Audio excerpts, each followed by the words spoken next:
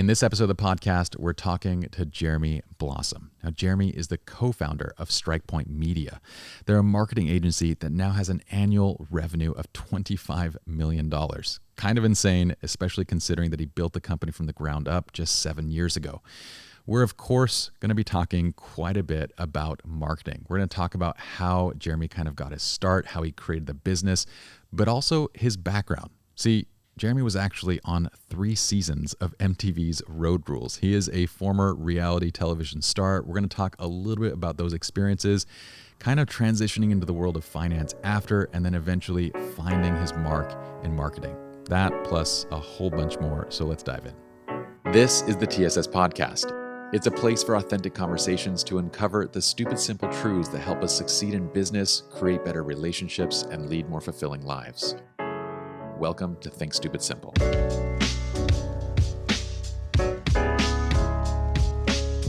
Okay, so we were just talking about transparency. You're saying that it's this expectation now, yeah? Yeah. I think it's the opposite of what social media has kind of like, social media made this because everybody's so, oh, look at my perfect life. Everything's like awesome. And then when we meet in person or we're having dialogue, you start to unveil like the ugly parts or the real raw parts of anything. People go nuts on that stuff because they're just being flooded with just fake crap all day. So it's not just me then, because that was like one of the biggest things in 2020. I wanted to create this podcast for a while, but I'll be honest, like I've been pushed more and more in this direction because of all the other things that we're doing. Like I feel like in the photography space, everything that we're doing right now is kind of like, let's just show pretty pictures. It's the 1% of our lives. That's not even, it's like the 1% that's already curated down and then made to look even better than it actually is. Yeah, right. And then the, clickbaity titles, and we got to have like, everything has to be summarized into a 10-second soundbite, and we got to be able to, quickly get people's attention and all of this. And I'm like, I just want a place to have real conversations. I love it. And anyway, it's been obnoxious, but I also feel like, along the lines of transparency, we were just mentioning, like I asked you if there was anything off limits. You're like, no, I'm an open book. Yeah. And I feel the same way, but I feel like it's almost stressful if you're not an open book these days. Yeah. I feel that same thing. Yeah. I mean, it's because I think people are so wanting to, they're just searching for the truth, right? In a lot of ways. And because of all the things that we see online, that they're almost kind of their guard up, if you will. And so I think that it just goes a long way with people. And there's a big set of expectation that like, look, I know it's not all rainbows and butterflies in your world. So like, can we talk about it? Can we like bring it out, And I think there's like, there's 2 types of people. I think there's some people that have a friendship group that like fosters that kind of authenticity. And then I think there's some unfortunate people that surround themselves with people who are almost expecting the fake, expecting the, polish all the time. And I feel bad for those types of people, because they can never really fully embrace who they are, and they struggle with depression and all those, things like that. But like people who can be real and have friends who are trying to bring it out of them, it's, I don't know. I think those people have the biggest opportunity for growth and are oftentimes the ones doing the big things that you see people doing online. Yeah, it's interesting because your specialty, your craft is the world of marketing. Like this is what you do. When Chris brought up your name for the podcast, I was like, yes, we have to have Jeremy on here because a marketing conversation is one that I would absolutely love to have for several different reasons. But along the lines of what you just said, there's also the group of people that are creating personas just for social media. Yep. And it's like, it's wild to me. I have some of these friends. I have a friend who basically works, it's like a friend of a friend that's up in Malibu. And they've built this weird life where it's him and his wife. They're kind of these fake personalities. They go around breaking iPhones, just doing wild, ridiculous things. I forgot what their YouTube channel and thing is called, but it's insanity. And I guess all the people they have millions of subscribers, but I think they're all kids. Like it's all kids that kind of watch it. And they just do these like over the top things where his wife is like holding an iPhone 11, and he'll like grab the iPhone 11 and like smash it on the ground and be I like, think I've "That's seen this. complete shit. Take this iPhone 12 Pro Max. I can't believe you'd even use such garbage." It makes, as an adult, it makes me want to vomit. But then, well, because like you think of like, this is what they're doing to make money, but there's how many people around the world that like can't even dream of owning an iPhone 11, True, let alone any iPhone. yeah. But that aside, I was just thinking about the stress, because they from this friend of a friend, they've made their life that thing. So on camera, off camera, they are these people. All right. And they're expected to be those people everywhere that they go. And he said, like, when you get them behind closed doors and like there's no cameras rolling, they're not, that's not who they are. Yeah. And I was like, how stressful would that be to like live that life? Right. You kind of, you got attention Yeah. and you got a big following, but then comes that expectation, right, to continue to perform like that. Dance, monkey, dance. That's right. It's like, and there is a space for entertainment. Yeah. Right. That's for sure there. And there are levels of expectation also that we put on entertainment. And I think that's really what you have to kind of decide is, what is this really for? And then what's the price you're going to pay for that? You know, for actors who are entertainers, they pay the price of fame, which means that they don't have really a personal life and they're always in the spotlight and everybody's judging what they're doing. And that's like the price that they're paying for all the fame and fortune that they're getting. And I think that that's fine to do that. But there's also people who are faking being real.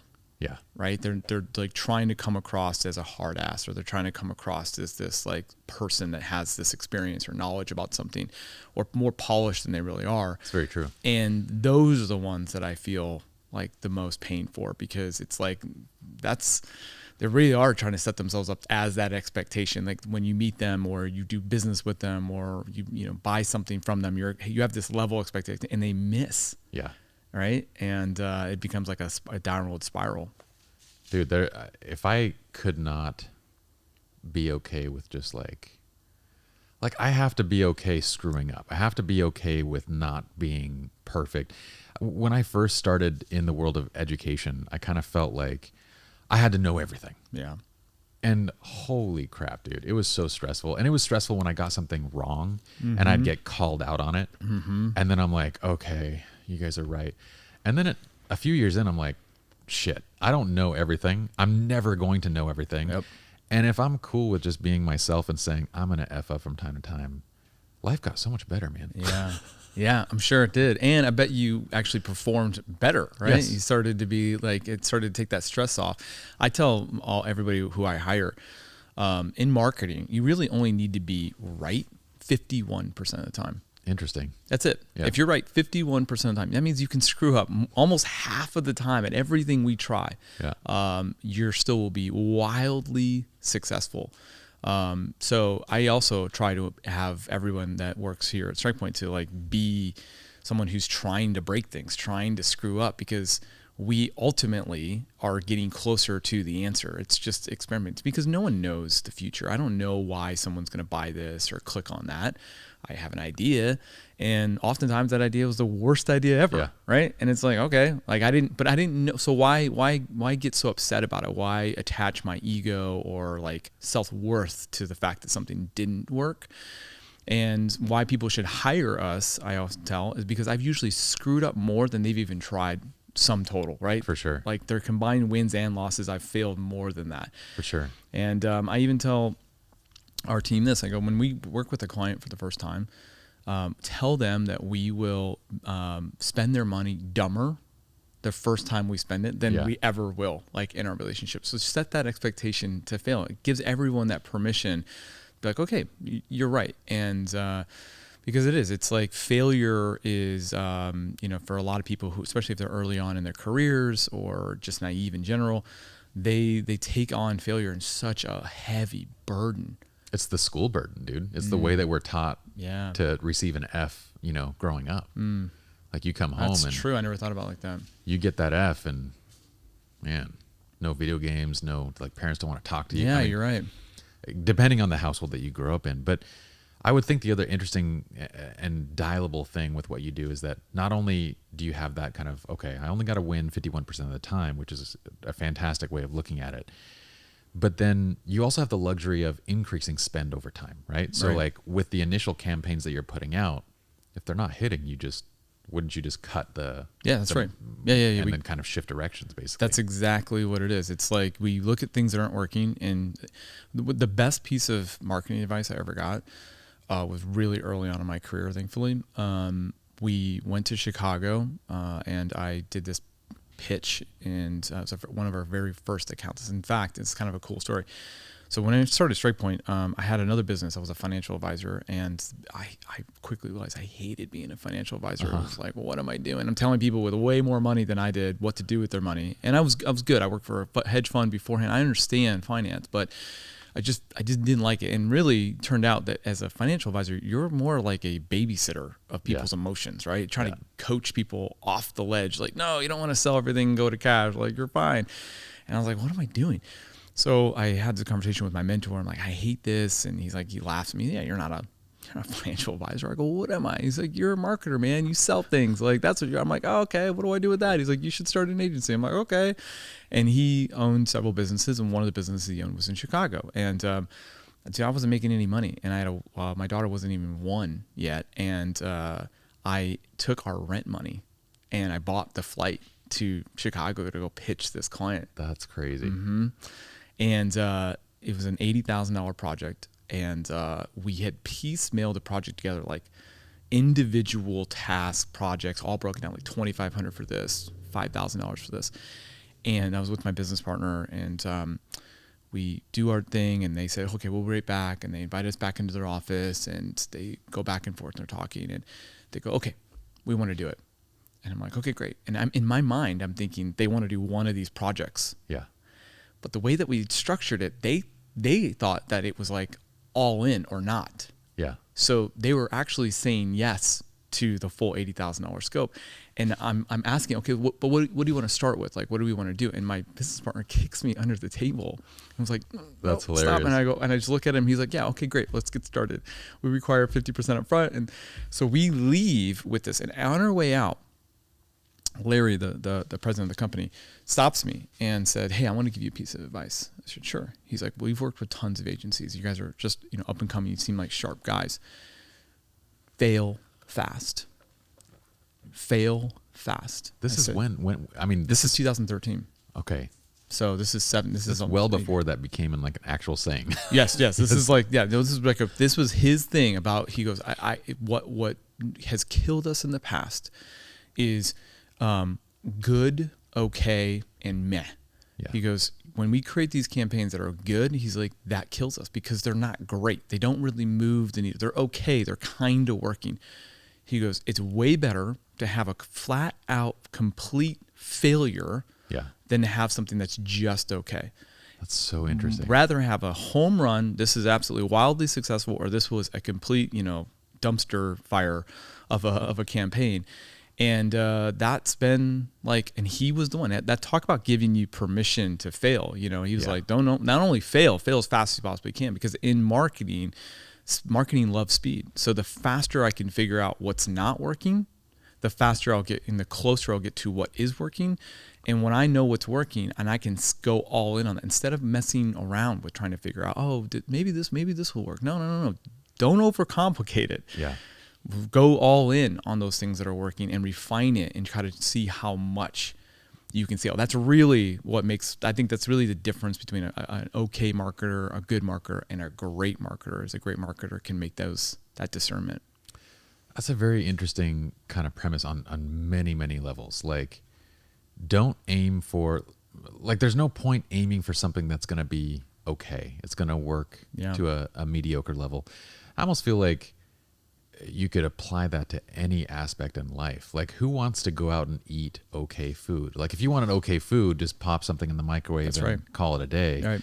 You go out for something great, and if it's not great, you just don't go back. That's right. But that's a really great way of looking at it. Like, not even trying to aim it, just good. I think that's actually, so I have a whole philosophy about this, man. It's something I think about all the time. I think that's exactly what is the problem with so many people, is that they settle. Yeah. And good is comfortable. Yeah. Okay is comfortable. I have this like big banner in my office that says that comfort is a slow death. Mm-hmm.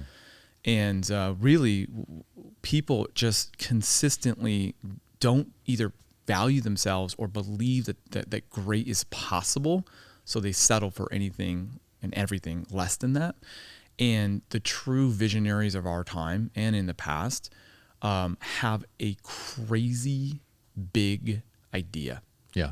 Not an okay idea. I mean, it's great isn't even the right word for some of these ideas. They're borderline. They're wild. Yeah, they're wild. They're borderline crazy ideas. I mean, just think about, you lit your home with candles and the process of that, right? Like, you're 45 years old. You've been lighting your house with candles. Like, your mom did it. Everybody else did it. And then you hear about some guy taking this thing called electricity, and he's going to like light a bulb, and like, you just have to flip the switch, and like, what's electricity and how does that work? And you hear all the horror stories. Imagine we hear horror stories now when products are being developed and what 5G can do and all that stuff. Imagine like electricity in a place where everybody died of everything, right? Like, so, and that's what you're going to do. I mean, like, that's that, like, people just kind of take all this stuff for granted, but some dude like was thinking about this and perseverating on it. And he made a lot. He failed a bunch of times, obviously, as we all know, but like, he ended up creating. And I think that's really what we need. I mean, if you look, people want to be teachers and they want to be dads and they want to be accountants, great, whatever. But like, for those who are like, no, I feel like I'm called to do something bigger with my life. Well, then start thinking bigger than whatever idea you have. You got to even think even bigger. And then you have to laser focus on that, and consider everything else an enemy to that. Good, okay, fine, comfortable, as just a complete wide open distraction for that one thing. I try to do that, as best as I can. I'm not like going out there trying to, save the world or anything like that, but I'm very passionate about this topic. I love thinking like this. I love hearing it, because you're speaking to my soul right now, Jeremy. But you're 100% spot on correct in this. And the other side of it too is that until your thing is successful, you are the crazy person. You are the ridiculous idea that's never going to work. Who in a million years would put batteries into a car when gasoline is, so well developed, and every one of these concepts. And then when you are successful, you're celebrated. Mm-hmm. So like, they go back and explain it as if it was the only way to go. And it's almost a very frustrating side of it, because you're either, a complete failure, or you're this genius success, and there is no in between that connects the dots that says you can't get to the success without going through the failure. There's some thing that we're kind of like, I don't know, maybe instinctually just stuck on the failure. Like, you don't want that piece. Yeah. Whereas like, if you could teach kids like, hey, getting to this place requires that you go through failure as opposed to avoid it. Yeah. Then it would be a very different kind of conversation across the globe. But what's super interesting, because we haven't even talked about this yet, you kind of glanced over this, but I'm going to do a deep dive. Strikepoint Media. Mm-hmm. I did a little bit of cyber stalking on you and your company, and $18 million a year of revenue. That was it's a little bit more than that. But last year in 2020, we did 24. Our goal was 25. We were off by like $600,000 or something like that. So almost 25 million. That's rad. And you founded this company. Did you have partners, or this on your own? No, me and my business partner Brian founded the company in 2013. We had an investor come in about almost a year into the business, and so there's three of us that own the company. He brought in more like client roster to the organization, a little bit of capital. And yeah, man, we've the last 3 years have been a really wild ride for us. It all kind of clicked. In 2016 we found ourselves in $1 million in debt as a company. Wow. Okay. Yeah, found ourselves in $1 million in debt. This is a true story. We had been doing mainly creative website funnel building for clients up until 2015, and we started to bring on media buying clients, buying radio ads and buying YouTube ads and Facebook ads and things Yeah. like that. And our model was like most agencies, where we would spend the money, then we would invoice the client, and then they would pay us. So we would be, holding on basically to this, like we'd be paying their bills and be holding on the capital for 15 to 45 days sometimes. Sure. And we had a client who was getting more and more delayed, more and more like behind on their payments. And we were putting more and more on our credit card. And we had another client that started doing the same thing. Yeah. And we started putting more and more on credit card. And it was the end of the year. My business partner flies out to LA, and we go have dinner with him. And his wife is there, we're there, and we're going over the numbers. And as we're driving up, Brian and I that week before had really done a deep dive on like exactly how much is this client behind and how much have we really put on our credit card. And we were hiring a bunch. We were trying to launch this project management software.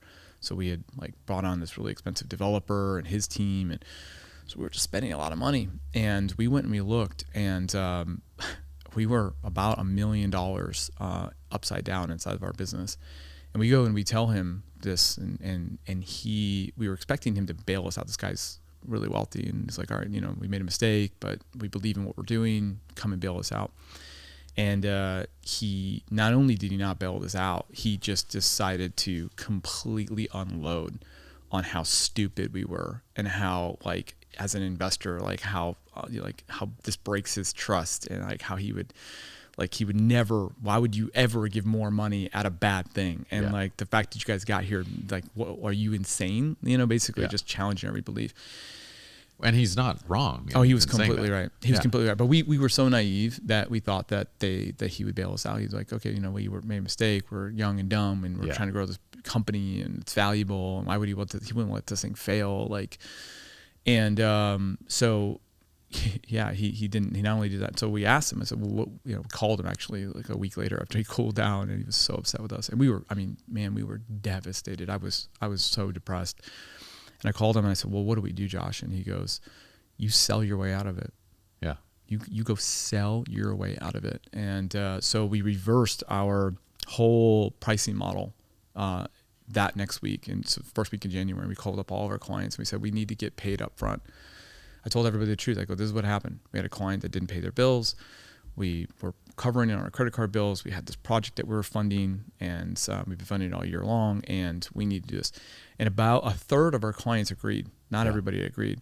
And but that third that did that kept our cash flow, like was able to go and keep it. We had to take out a hard money loan to cover this at a 16%. We were spending $44,000 a month just on servicing the debt that we had as a company. So we did everything wrong you could possibly do as like building a business. I think I've probably checked off that box in some point or another in the last 7 years. And so we started to continue to do it. And then what happened was that selling everything up front kind of alleviated the cash flow. We were able to pay it back. And by 2018, we were completely out of debt. Had zero debt on the books whatsoever, paid everything back. We initiated profit share for the company, and we grew by 100% year over year for the last 3 years in a row. Almost 100% last year. That's wild. Okay, there's so much there that I need to unpack here. I forgot we have a little ceremony here before we begin. We actually get our candles flown. It's kind of a weird thing between two dudes. Actually, it's not really that weird anymore. No, I don't think it's 2020. Many reasons that we're doing this, but this gets me in the content creation mode. So, okay, now I have a bajillion questions, but we're gonna start with Strikepoint Media, the creation of it. Run me back to this point. What are you guys trying to build in Strikepoint Media? So when you start the company back in 2013, okay, what was it that you guys were aiming for? Well, that's a good question. I don't think we were aiming for much, to be honest with you. So I had that financial advisory firm. Brian had a consultancy company that he was doing business with, and I had an office in Laguna, and he was renting an office. He was a friend of mine, and he was renting an office from me. And every day, I hated my job so much. Every day, and I owned the company. I hated it so much. I go into his office and I pitch him an idea every day. and around lunchtime, and we would just kind of like shoot the shit.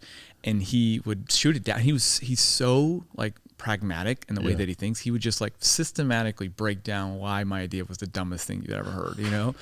And so one by one, and I'm like kind of searching for it. And I had that kind of conversation with my mentor, and he also had been trying to think, I want something more. I really want to have like a business, and I want to kind of get to the next level.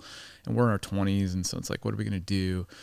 And at the same time, basically, it was one of those like out of the movie things. I knew what I wanted to do. He's like, I know what I want to do. I'm like, well, what is it? And I'm like, I want to start a marketing agency. He's like, me too, man. That's exactly what I want to do. And we're like, whoa, hilarious. Should we like do this? And his whole model was he wanted to go after like the SaaS companies and tech companies and things like that. And I said, look, I come from the trading and investing space. And bro, they are so outdated, so far behind. I think we should really like specialize in just, I know so many connections there. And I told him about Josh, my mentor, and he goes, okay. And so we really that was really it. I mean, that was all we thought of back then, was we could go out and build websites and build brands and make really cool creative, make cool shit for a really stuffy, they take themselves way too serious. And this is like even kind of before fintech was really even a thing. And and I had so many contacts, and it did work. I mean, we came out of the gate just guns blazing with business, and we were going to be just a trading and investing kind of like marketing company, if you will. Now, so when you say marketing, because there's so many facets and aspects to marketing and what it can be, and you're absolutely right that like financial and investment companies, they're generally some of the most dated kind of. I just feel like they're run by it's run by traditional money, which has very fixated approaches on like how to, they're probably doing print ads long after print ads are even effective, but they're still stuck in those things. So what specifically are these early clients contracting from you guys? Like, are you guys actually conceptualizing the entire campaign? Are you a piece of it? Great how question. Does that work? Yeah, that's a really great question. Because Mark, I sometimes have to go and be like, wait, no, we're not that type of marketing agency. So I appreciate you asking that question. We were at the very beginning creating digital products for them. So we created a learning management system for them, and then we would create the campaigns for the learning management system that we would create. So we would create a back-end membership portal. So we were really trying to help create an info product. That was kind of like our angle. We'll create an info product that you think that your clients really want this, but they really don't. They really are looking for education, or they're really looking for more information. So use this to attract your client. Will help you. And because we would make these digital products, we knew the product and the benefits of the products and the features of the products better than their own internal teams would. And so we started writing a lot of the messaging and started building some of the campaigns. And that's really what we just kept doing, is just following the sales and like what was driving sales for our customers. So I would consider ourselves a creative agency at first. Then we went into a funnel building. And then we've turned into a full-fledged, what we call lead generation and customer acquisition company. We drive sales and revenue. That's all we focus on. That's the only thing that we do now. But we have always done that. Yeah. That one client that did hire us, when we launched their learning management system, they had done, I think, 40% more revenue than they've ever done in the company that month that they launched it. Again the next month, and again the next month, for 3 months in a row. That's crazy. Yeah. So it was like a really wild like growth, situation, and that just earned their trust. And they kept asking us, well, can you look at this? Can you look at this? And then we just started adding on to our marketing services. So because I'm from completely outside on this, a learning management system, this sounds like content marketing. Is that kind of what it is, where you're creating education that essentially teaches their customer the value of the product, or like what they need? Yes, it was like a service, but yeah, content marketing would be, that'd be like, it's also more of a modern era. It is. Terminology. You're right on the cusp of like when people started getting this idea of like actually content marketing. That's right. Like creating really valuable long form copy. Yeah. And a lot of that stuff was video content. So we went and helped them find a company in Utah where they flew their staff out and created all this education content for the learning management. I mean, it ended up being a really, really big endeavor, but you're 100% right. But it actually was more, it's content marketing, but it was a product. So it was like something that people would essentially want to buy. But we took all that product and that material and we created micro content pieces that were, long blog posts or videos that people would watch for free. And then that would get them into the actual product itself. So what might be an example of that with that first company? Maybe you can give an example of the product that they're trying to sell and the piece of content that you specifically designed like as a product to promote. Yeah. What is an example of that? Yeah. So their actual service was a live virtual trading room where as an investor or trader, you could go and watch this. In this case, it was he's a former vice president of Goldman Sachs. He was a floor trader for the CBOE. And you would be able to go and watch him trade in real time, calling out, what he sees in the marketplace happening. That was their product. They charged an annual price of like $3,000 a year to get access to this. And there'd be hundreds of people in this room. So that was like their bread and butter product. The problem is that the people that they were marketing to didn't feel like they had enough knowledge to even know what was happening in the room. That was the gap. That was the gap between turning a stranger into a customer because they had this fear. So our solution to that was, why don't we create education content can bring bridging product. That's right. That can bridge them into what your core product is. And by over delivering on the value and production and level of which that you're delivering that content through, you're going to win them over. They're going to be like so excited to be in that room and be engaged with you. It's not even funny. So they had material back then, but their material was, and this is no joke. They had, it weighed about 15 pounds. And it was a duffel bag that they would send with their logo on the side of like the cheapest duffel bag you've ever seen in your life.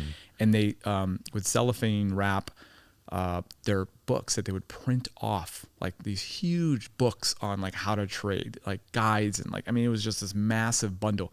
And so we signed up as like a client, right? I want to see what we get. So we get the thing in the mail and I'm like, what?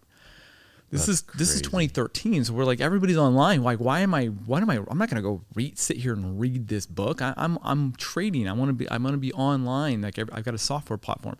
So we took all of that content material and we turned that into that online course. And we said, listen, and when we did that, they had a sales floor. Their sales team, here's what was cool, was that when the sales team would try to sell what they're going to get from an education standpoint, how would you describe a duffel bag getting delivered to you in the mail, right? And you're going to show like ugly pictures, like you can't really, it's not going to do any justice, right? And like, oh, look how many pages this is. Like, I don't want to like see that. When we had the learning management page system built out, they were able to do like a GoToMeeting, like a screen share, and walk them through the lessons, see the videos. And they were like, these people on the phone were like, whoa, like this is so cool. Like this looks amazing. It's interactive, worked on mobile, like it was really, really cool. So they got so many more sales. That's why they did so well. They had so many more sales, and the content was so rich that their back end product that they were actually selling into, they just exploded. It was like a huge, huge win for them. So that would be like what we kind of set out to do in the early days, was just coming into organizations, figuring out why someone's not buying, because everyone wants more sales. And they try to come up with ideas to generate more sales. And the answer is always in who's not buying and why they're not buying.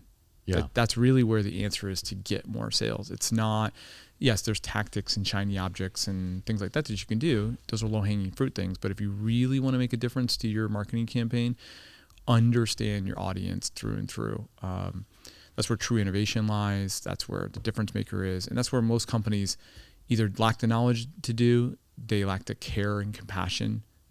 I know plenty of successful entrepreneurs and business owners who have very little empathy for they're just there's I don't know if you've ever heard of this, but like they call it launch. And when you are going to decide on how to price a product, there are 3 categories you need to ask yourself where your product or service fits in.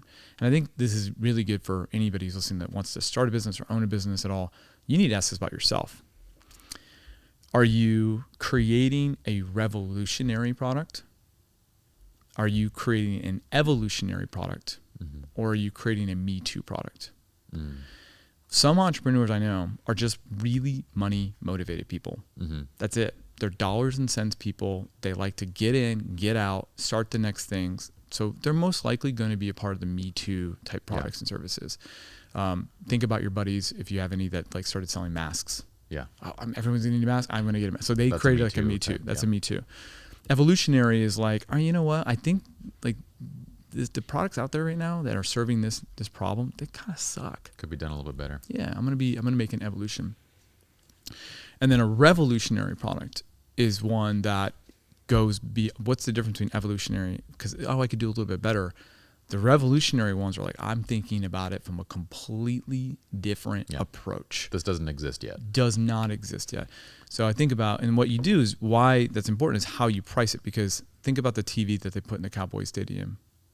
Someone got that contract to make that TV. And when they did that, the idea for a TV that big, how much did they charge for that TV? How would you even begin to price something? This is like the Jumbotron, the original.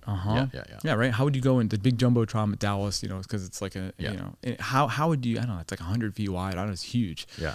How would you price? Someone came to you, like, you know what I mean? You know a lot about how building TVs work, and they're going to come to you. You could charge pretty much whatever you want within reason because it's a revolutionary entity, it's a revolutionary idea.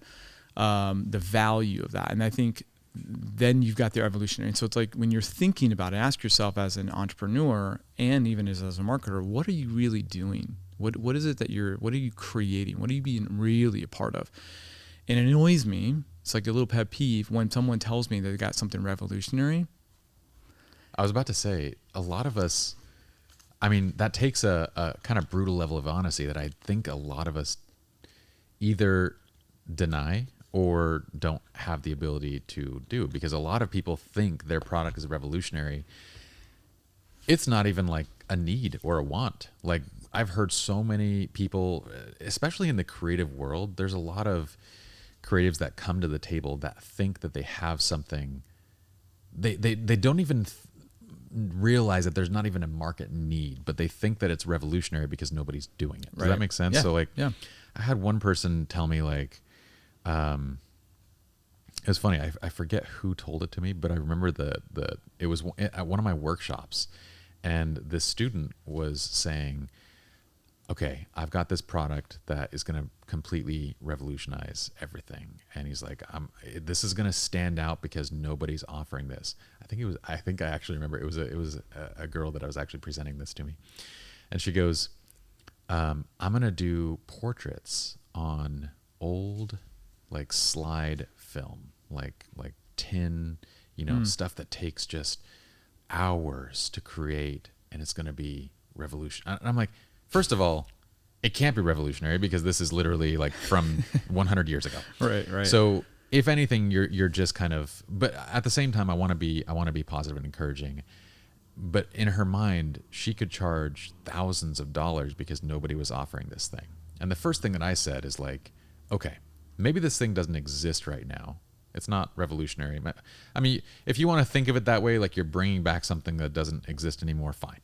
But let's just ask, do people actually want or need that thing? Mm-hmm. Like, I've never heard anybody come to me and say, I want to spend $5,000 for an extra inconvenient way of getting a portrait just for this kind of a result. Like consumers usually aren't process oriented. It's usually the artist that thinks that the process is everything. That's right. And so when I presented that, she was like, yo, there's going to be a huge market for this. And sure enough, I kind of encouraged her, said, look, launch this maybe on the side of your business. Don't make this everything about your business. If you get one person every now and then that comes in and does this, then great, but have like another staple. She launched, it didn't do anything. Right. But that I feel like is the mindset that a lot of us fall into, is we don't even have a clear view of the product that we're creating, the market that exists, and the need that is there. So how do you even bridge that gap? You got it. That's a great question. And I do see the same thing with a lot of people, that they think that they've got something really cool and different or whatever. And the truth is the reason why we create in the first place, like the energy that she drew from, was that this was revolutionary. That's what she had to tell herself. That's what her mindset was in, that she was doing that. And she was mistaken. She was wrong. And no one really wanted it. And there is, I don't think, a clear, easy way to avoid that. And I actually encourage people to try and fail and do things. But I think the way to try to prevent that, if you've been doing that, if you have a history of doing that, is to be your worst critic. Imagine that people are going to hate this. What would they hate about what it is that you're doing? Because it's so much ego, and when you let your ego run your why at anything in life, it often ends in a bad place. You end up spending a ton of time and money and energy on something that just is like a complete miss. And I get that so many times. People come to me and they're like, I need you to help me market my product. I can't sell my product or service. And I go through it and I'm like, it's a terrible product or service. Yeah. It really doesn't work. And they have convinced themselves that there is some type of need and demand for whatever it is that they're making, and the truth is that there isn't. And so, to consider the best ideas and products organically just start to run very, very, very quickly. Mm-hmm. And I think that's a big sign that people are missing. When you make something and you're talking about it, people should be like, when is that going to be ready? When can I get that? When I started StrikePoint, because there was this big gap, I didn't have to do any marketing for my business. I didn't have to sell my business. Business just started coming to me because there was a huge need for that. Yeah. When you start to create something and you start telling a few different people about it and you want money from them, and they're like, yeah, and you go to the next person, like, yeah, and they go to the next person, you go to the next person. That's your first tell that maybe, perhaps, you've made something. Now, I say this so carefully because as I'm saying this out loud, I'm thinking about, who wrote the Harry Potter, RJ, whatever her name is. J.K. Rowling. J.K. Rowling, thank you. I'm like, wait, no, I was flipping on it too.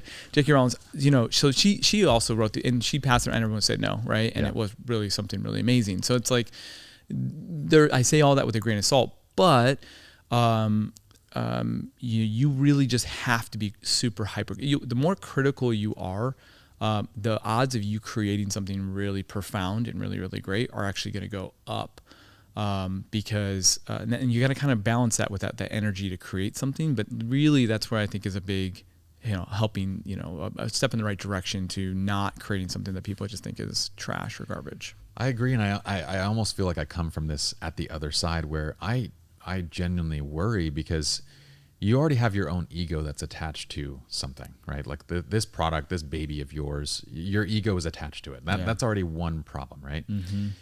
But now, if your friends or the people around you are saying anything negative about that thing that you're doing, we label them as haters. Like, they're just a hater.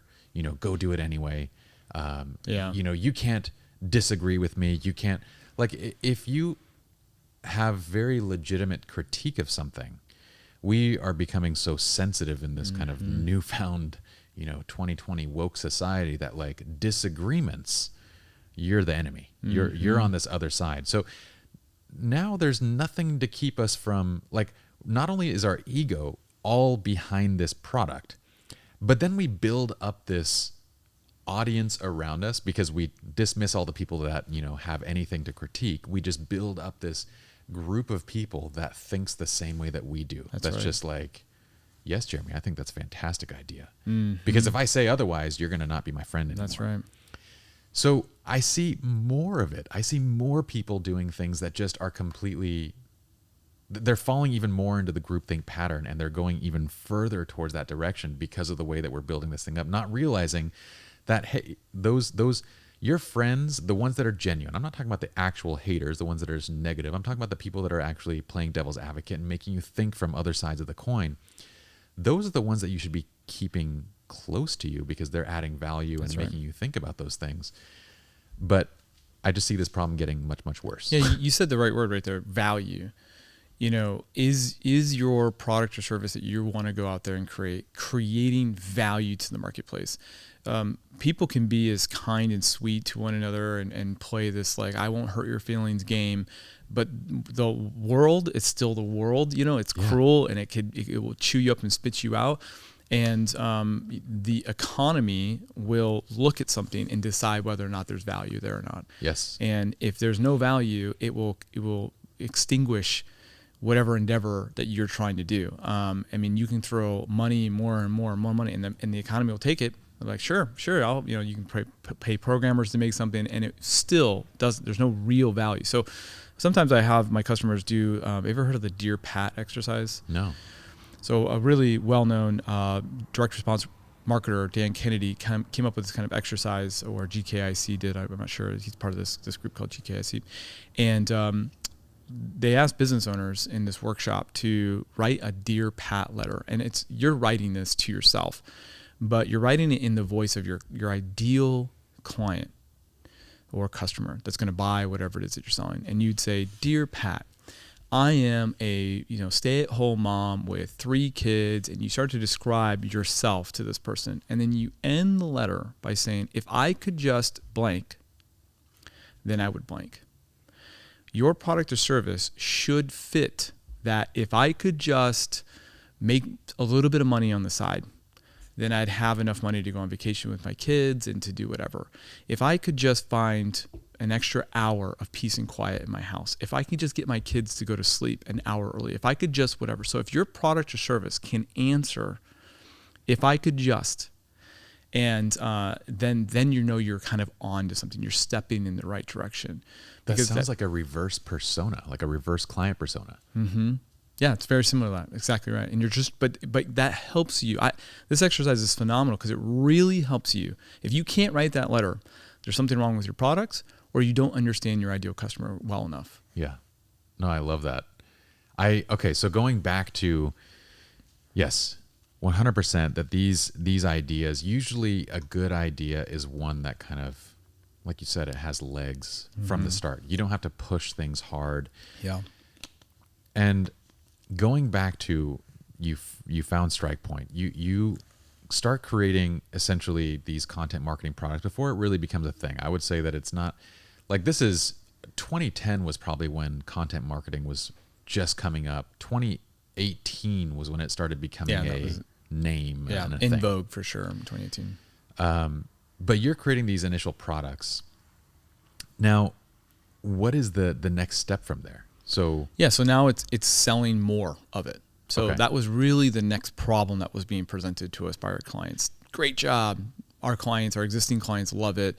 We're being able to attract new clients. We really want to scale.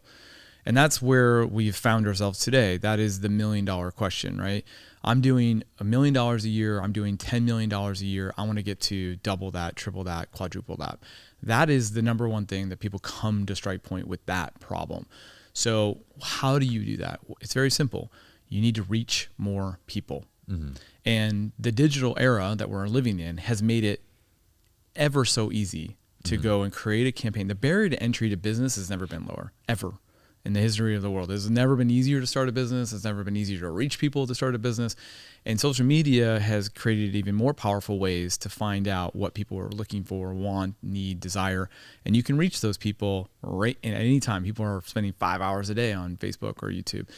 So that's what they came to us for, is they said, hey, and that's when we started to buy traffic from people, or traffic for people. We started to create campaigns. And that's really where the name starts to really show off. Is that's kind of what we always thought, was that the StrikePoint would be living at the intersection of conversion and traffic, of someone's product or brand and the marketplace, the audience that they're going after. And we will create an opportunity where they're the most excited. We can give them almost like, emotionally to the point of absolute, I need to have this. I'm going to buy it. That moment right before they hit the I'll take that, that's what we call like a strike point. So our whole process is built around creating that emotional attraction for businesses. Yeah. So that's really what took us to that next level. Was we got really, really good at finding the right person at the right time with the right message. I see. So you're being just as careful in finding the right clients as you are in like, building the business. Yeah, 100%. We turned down, someone asked me this the other day. They said, how many people do you turn down? I'd say we probably turn on 75 to 80% of people who would love to work with us. And we're like, and sometimes I can't help them. It's not that they have a bad product or service. I look through what they're doing and they're so efficient and they're on the right path that like they just need to keep doing it. They need to spend more money or come up with a different product or another product to sell. Like I'm not gonna do much. Yeah. I tell people this, the prospects I'm talking to, like I will stack the deck in our favor at StrikePoint. I won't take on, if I can't crush it, I would really rarely not take it on. That's a smart long-term business move. I mean, like you're giving up a little bit of short-term revenue, but then on the flip side, you get far more significant results for the clients that you have. You get clients that rave about your service and like that makes complete sense. I would imagine though, that very first product that you designed, that very first piece of you called it, what was it called? The learning management system. Yeah. That was probably heavily you and your partner crafting, right? Yeah. That's probably the most difficult thing in your business to scale, is it not? Like that. Yeah, 100% is somebody who can think through the problem and create an effective solution, especially something like a website or whatever that is. Yeah, that's ridiculously difficult to do. Funnels would be right up there, trying to create a repeatable, scalable, profitable system for acquiring customers and like a customer journey that they go through is really, really difficult. That is probably the hardest part of our business to scale, is finding people to either train up to learn this stuff or have any type of skill set. Most of the people that we hire don't know any of this. They're digital marketers. They've worked for brands we have all heard of. We've even got people who've worked for like the digitalmarketers.com. People that teach this stuff, and we've had to like retrain them on the right way to do it. Cause there's a lot of things that are taught in theory, right? Like this is how it should be. Business books are very similar to this. And then people try to go out there and they fail miserably because their business is a little bit different, right? The world is a little bit different. Digital marketing is so fascinating to me because it's changing at a breakneck speed, man. Yeah, it's crazy. I mean, there's something new out there every day, and there's a new place to reach audiences and a new audience that and the rules are changing every single day. And so it is fascinating for us, and that's a big part of why I love it. But yeah, we have to go in and train up people to think the way that we think. And it's simple. We just try to keep it like attract. Okay. How are we going to attract people? How are we going to convert those people? And then how can we scale that process of attracting and converting?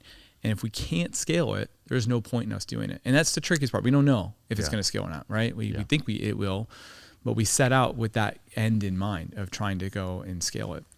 So what's been the kind of key to scaling StrikePoint itself? Because that feels like such a specialized ability and mindset, to kind of like think from that perspective of connecting all these dots, between end goal, where the customer starts, and let's create this bridging product. Yeah. What are the tricks and tools that you've used to developing your people? Yeah. Well, the number one thing I've had to learn the hard way is getting out of my own way. Interesting. Yeah. So you'd think that, I'm the only one that knows how to do this because I was the one that did it, right? Yeah. Brian was the only one that knows how to do this because we're the only ones, true. right? Yeah. And so because we were the ones that did it. And so, any creative's mentality is that. That's right. Yeah. I mean, it was my process. I have to do it. And I went to a Tony Robbins Business Mastery, event a few years ago. And he did this. He started off the entire week with this really cool like a demonstration up on the board, and he makes a little dot on this whiteboard. He goes, "That's you," and then he makes a circle around that problem. That's your problem. And this is every business. When you first have your big like I don't know how to solve this. The way that you need to solve that problem is you as an individual need to become bigger than that problem. Mm-hmm. That's that individual growth that you go through. Once you do that, guess what? Another problem comes up that's bigger than you. And what do? You've got to become bigger than that problem. A great book, when we were talking about this earlier, about problems, and you said you have to kind of go through that, reminded me of my favorite, literally my favorite. I give this book out to as many people as I possibly can. It's called The Obstacle is the Way. by Ryan Holiday. I need to put this to my list. I've read a lot of books, but I haven't read that one. This is he's got another really good book on marketing too. It's because it says Trust Me, I'm Lying. Mm-hmm. I've read that one. Okay, yeah. So he's the same author, and he wrote this book called The Obstacles Way, and he has really brought back Stoicism. Interesting. So Marcus Aurelius's Meditations is like a really famous book, but it's terrible. It's really hard to read. There's some like, you can have audiobooks, and that's even kind of painful to listen to. He's kind of taking these the philosophy of Stoicism and put it into a like modern day version of going through problems. That is the way, is not going around it. It's not avoiding it. The obstacle is the way. Whatever it is that's in front of you is the way. So to scale, and I'm the only one that understands, I think, the problem and how to solve it. What is the obstacle? We had to grow as individuals, Brian, my business partner, and I, to not think I'm the smartest guy in the room, not think that I'm the only one that knows how to solve this problem, and actually give this problem to my team and let them try to solve it and let them fail at solving it. And that's exactly what we've done, dude, is that they have gone out and now they have failed just as much, or if not more. My team knows how to do things I don't know how to do. And it's the coolest, scariest at the beginning. Yeah, I was going to say, it's terrifying. Terrifying. Because I mean, I'm thinking about it from the side of like when we scaled our photography business. First, that's something that it's not easy to scale. I'll be completely honest. Scaling photography is very difficult compared to any other business that you can possibly scale. But I had absolutely no intention of doing it. Justin, my business partner, so you met Chris. Yep. Justin's the other business partner. He was the one that was very adamant. Like, I can scale this. I can do this. You create the education. I will get this thing to work. And I'm like, if you want to manage and you want to do all those things, then by all means.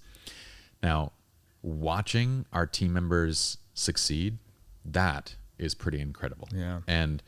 But on the flip side, I watch them F up. Mm-hmm. I watch them not create to the level of quality that I would, like personally. And for probably a good 2 to 3 years, I would go to Justin and say, I don't think this is going to work. We're going to get in trouble. I don't think this is going to work. And he's like, dude, our clients are happy.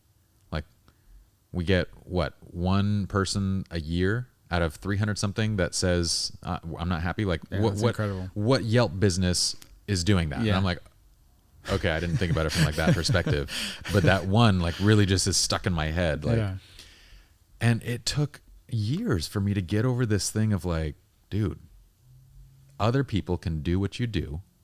You're not the shit. You have to get out of your own head and be like, it's okay. And it's okay that they fail. That was the hardest part, was like, when they fail, that's okay too. That's right. That's for us is the same way. Scaling digital marketing in an ever-changing landscape that's changing all the time. How do you, and our team's young. I mean, it's probably the same with you. Like I think our average age at our company is like 27 or something like that. And we're entrusting them with $1 million a month of someone's advertising spend. And who does the owner call if something goes wrong? They don't call the guy that just screwed up. They call me, right? Yeah. Or they call Brian. That failing and letting them fail. But really, it was my own personal evolution that I had to go through, and like learning myself and allowing my ego to die, giving them the credit. And we have this thing in our company where if it's a success, we say we. Mm-hmm. So we won, we did this. And we try to instill in people when we lose, it's an I. Yeah. Right. We do the same thing. I lost. I did this. And it's my fault. Try to take that extreme ownership on that position. And so just changing that really allowed them to see that I'd be like, I didn't teach you right. I didn't set you up for the right, formula. You didn't know this part. Sure. They made blatant mistakes. One of our core values is win even if you lose. So we take mistakes and we bring them in front of the entire company. We don't go and be like, look at this guy, this person's Jack over here did the stupidest thing the other day. You guys want to see this? We got it on video. It's awesome. Just look at his face.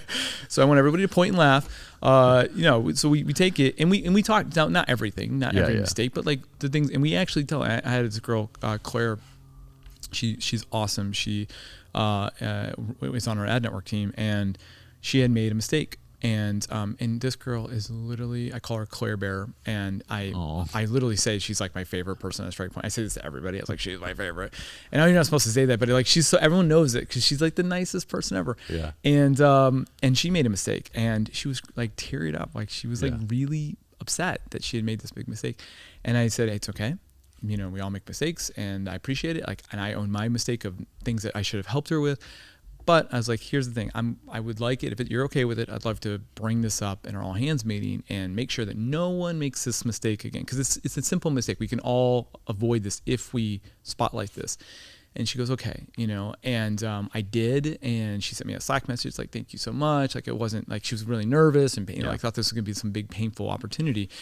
And it's that it's just like, hey, like, you know, let's celebrate our losses. Let's celebrate our failures. Let's, you know, let's look at that and create that culture that allows that failure. That's really how we've been able to get out of the way and say, you know what, we need to flip the entire company upside down. Mm-hmm.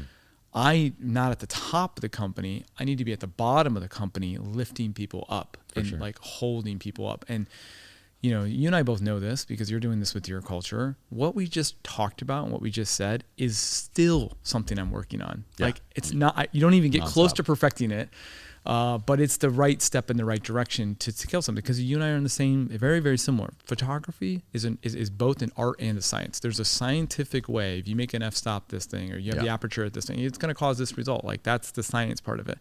But then there's this artistic ability, and same thing with marketing. There are like tried and true, you know, scientific ways. If you do this, this will happen.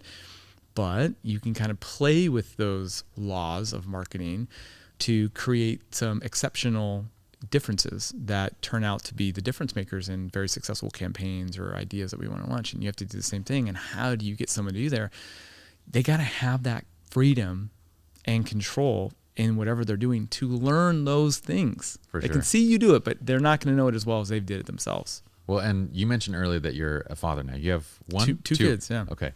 So every time I think and talk about this stuff, I'm always thinking about how I can bring this home now. Are you thinking about that? I do. Did you have kids too? I have 4. Oh, wow. So yeah. Nice. And it's a constant, like, when they fail at something, we've had this talk a million times, like, you know, it's okay to fail. What do we learn from this? And like, you know, I don't want you to be afraid of this. But at the same time, like, when they do bring, like, our youngest got his first F, like on a test. And like, our first reaction was, once again, we don't get F's in this family. Like, what? Yen actually, my partner, she got so like adamant about it that she's like, we don't accept it. I'm like, babe, like, we have to, like, we can't go like the Asian, you know, mentality about this. Right. We have Tiger mom. Yeah. Well, tiger mom, right? So it's like, I want to bring these things home and instill this, like, from that age growing up, but you're still fighting that intrinsic, like, it just sucks to fail. Mm-hmm. Like, no matter what age you are, no matter where you're at, this is what, you know, your employee was crying about. Like, it just sucks, and learning, like, to embrace that suck. Yeah. I mean, it's a balancing act, because I think that as leaders at our home and in our businesses, that we need to raise the bar and have a level of expectation that is just beyond the person's individual capabilities. For sure. And so long as they're striving to reach that bar, and that's when they're failing, because they're overextending themselves, they're trying new things, and they're actively doing that. That's a different type of failure. Difficult but attainable. Exactly. But when you're doing that, though, when you're trying to grow as an individual, maybe you're hey, I want to live healthier, and so you're trying diets, and like, oh man, like, that was a dumb diet that I just did, or I'm making up something stupid, but you're trying to better yourself. That's a different type of failure than an apathy failure. True. And not enough effort type failure. Correct. Or giving up failure, right? Yeah. Those are inexcusable things that I say, but we don't give up, right? That's a really good way to look at it. Yeah. That's a much easier way to, like, instill in the home. I feel like, you know, like, we can make our mistakes, but we don't give up. Like, type approach. That's right. It's like, and so the first step is owning it. In my home, especially because like, I don't know, man, maybe you're the same way. My father never sat down with me and was like, all right, son, I'm sorry I did that. Made a mistake. I shouldn't have, slapped you or whatever it was, and I never got any of that stuff. It was like, I'm right, you're wrong. You know what I mean? Like, I'm good, you're bad, like when you get old enough to understand, whatever. And that was how my upbringing was. And with just the other night, in full candor and the spirit of candor, on Friday night, we had some friends over. We're celebrating this show that I was on, and friends over, my wife and I, and I've been not that I had any issue. I've just been taking some time off drinking. It started off as a month. It's been now 13 months since I've not drinking. So I'm at home, and my wife though loves wine, and she always tries to get me to drink wine with her. And she's like, she hates the fact that I'm like, she's like, come on, and she's not, because she knows I'm just doing this just because that's what I'm into right now.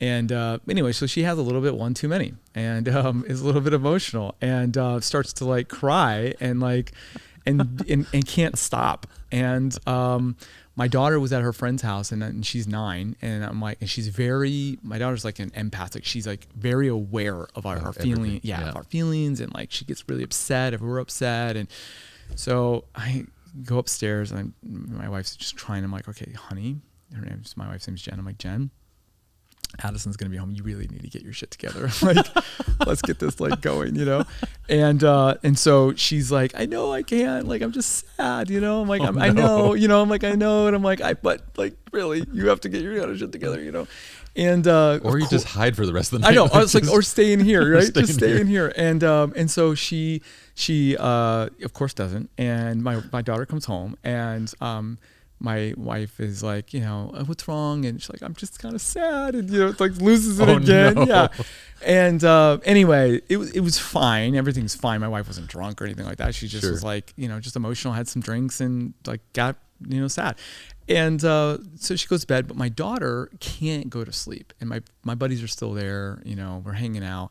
My daughter comes downstairs. Dad, I can't sleep. Okay. Oh no. Yeah, I still can't sleep. And so I lay with her, or I lay her down, and I'm talking to her. And this is probably the best conversation I've had with my daughter in her life, by the way, was on Friday night. I'll never forget this conversation. And it was her and I, and she's telling me how sad that she was, that mommy was sad. Aww. Yeah. And why she was sad and all this other stuff. And I got to sit down with her and be like, look, we're human, like we get sad too. And we actually make mistakes too. And it's okay. There's no such thing as that's bad, like having a bad feeling. You can be angry. That's not bad. You can be sad. That's not bad. You can be, happy. That's not bad. There's no bad feeling. It's how we respond to our feeling. Anyway, I just had this and she was repeating back my analogies with like her own examples of these. Yeah. And it was like the cutest so cute thing, man, I've ever like heard. And, but it's about sharing that and being vulnerable with her. And I didn't say, don't worry, like my dad probably would have done, and I love my dad, it's fine. But like, he would have been like, don't worry about it, son, go to bed, close your eyes. If you come down here one more time, you're grounded. Like, yeah. And it was like, no, I'm going to sit here. I'm going to be with her and her emotions. Her emotions aren't bad. I'm going to help her process through those emotions to overcome like what she's feeling like. And then the next day, my wife is amazing. She's like, hey, I'm really sorry, Addison, that I had that, she like owned, but that's important, right? You got to show your kids that like, I'm human and this is why. And she's totally fine. And I looked at my wife in the morning, like, you all right? And she's like, yeah, I'm sorry about that. But dude, parenting gets easier too what we talked about, allowing yourself to make mistakes. Yeah. Everything gets easier when you can just be like, I effed up. Yeah. There was, this reminds me of like sometimes these teaching moments when they come home, like they're things that like we have to embrace as well. Like we'll be preaching something, but then comes the opportunity for like me to show that I'm like in there. And one of these moments came up, and I have a video of it. My friend's recording this video. The hoverboards with the 2 wheels? Mm-hmm. I hate those things. Okay. Every time, it's not riding them, I can ride them fine. It's when I step off. Like when I step off, there's something about it just does weird things. Right. And our friend Yvette, who is Justin's wife, she has her hoverboard, and I have all my kids there at the park, and she's like, hop on the hoverboard. I'm like, oh, this cursed thing. I'm like, okay. I get onto it. and she's recording me because I'm looking like a fool. Like I can do other stuff. Like Sure. like I'm not completely incompetent when it comes to physical activities. Right, okay. But I go to step off this thing and she's recording it, and I put one foot up and the thing just flies out from under me, and I'm like horizontal in air, and I come crashing down onto concrete with all my kids around. My elbow smashes against the concrete. This is like a month ago maybe. Oh no. And I'm like, Yvette, I am never getting on that stupid thing again. Like, I don't know why you convinced me to do this, but I'm laying there and I'm on the ground like, and this little girl like is passing through with their mask, and she's like, excuse me, I'm coming through. And I'm laid on the sidewalk. Yvette has this whole thing on video. Yes. And I'm like, are you kidding me right now? She's like, no, I need to get by. So I roll over and I get up. I'm like, I'm never getting on that thing again. And right then my son goes, Papa, but when you fail, you're supposed to go and like you learn and you try it again. Oh, that's good. And I just wanted to be like, God damn it. Like, I didn't mean now. Well, sometimes, son. It's a sometimes statement. So I'm like, you're right. Give me the hoverboard again. Oh, nice. I got back on the hoverboard yeah. and I scooted around and I said, Ethan, are you happy now? I got back up and I learned. He's like, now step off. I'm like, okay. I put a foot down and I make it. I'm like, you good now? He's like, yeah, Dad, you learned. Oh, I'm like, that's so good, man. Yeah, and then you I do told need him to I'm never going to ride it. but I'm never doing it. But I did it. I got back on it and did it again. Yeah, it's good. How old is he?